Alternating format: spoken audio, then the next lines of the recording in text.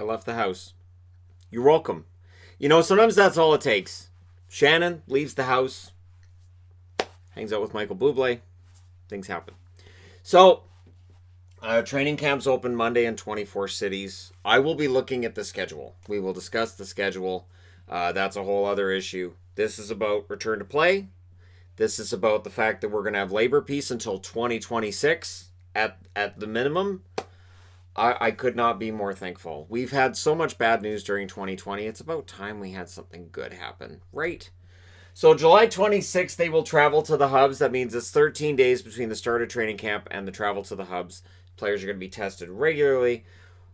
Coaches, everybody's going to get tested regularly. We will hopefully have this situation as safe as possible. Do expect some positive tests. Don't overreact to positive tests.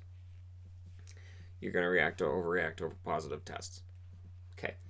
August 1st is the start date. This is all confirmed. A lot of this is just a matter of us looking at this and going, okay, so this is 100% confirmed now. The leaks were correct.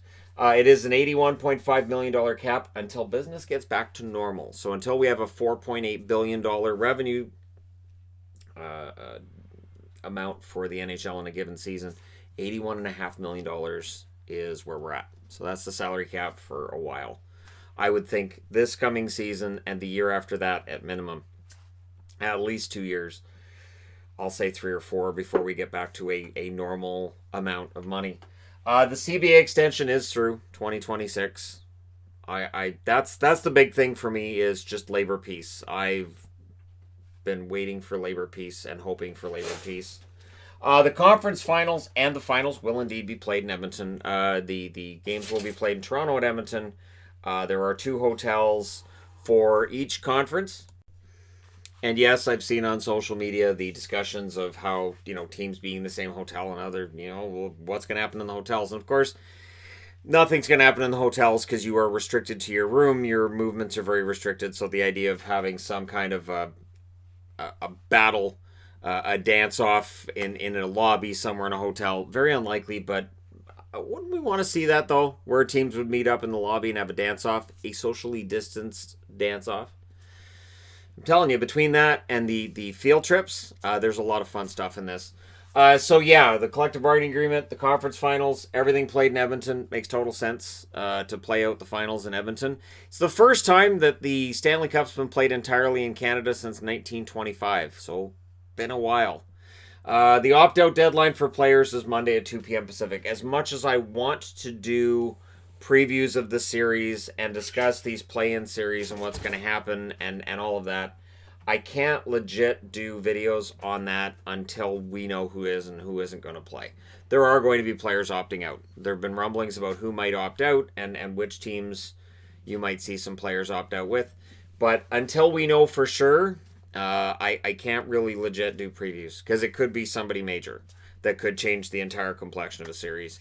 And so the opt-out deadline's 2 p.m. Pacific, 5 p.m. Eastern, and we'll see who opts out. And since it's on Monday, that's on a day where I have the live streams for Patreon as well as for members of the channel. So you never know, we might get the list during that live stream. That'd be kind of fun. The vote was a 79% vote in favor, and this is where things get kind of interesting too. 502 players voted to return, 135 voted against. I guarantee out of that 502, there are some players who really kind of don't want to return. There are some players who kind of don't like the new CBA. They don't like the escrow and the way the escrow is going to work. But they voted in favor because they want it done. There's definitely, I don't know how many there are, but there are some. That 135 that voted against, there's probably going to be some of them that are pretty adamant that they hate the new collective bargaining agreement. They hate the fact that they did the extension, and they really don't think this is a good idea. So if we see some guys opt out, it's possible some of them could be out of this 135 that voted against it. And voting against it, being aware that it's going to pass, and still saying, you know what, I'm going to vote it down, that says something for how some of these players do not necessarily like the agreement. But it's done.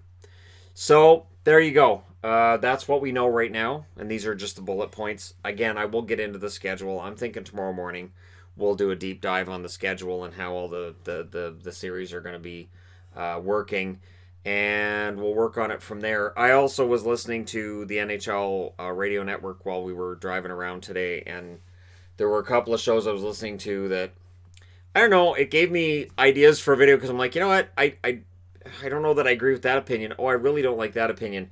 And so again, this is kind of how the channel ended up happening all those years ago, where I would see something on TV or hear something on the radio, and I'd be like, you know, I want to do a video on my opinion on that and my take on that, and why I feel differently than other people probably do right now. There's a lot of rumors running around right now that I'm scratching my head at, but we'll get to that some other time.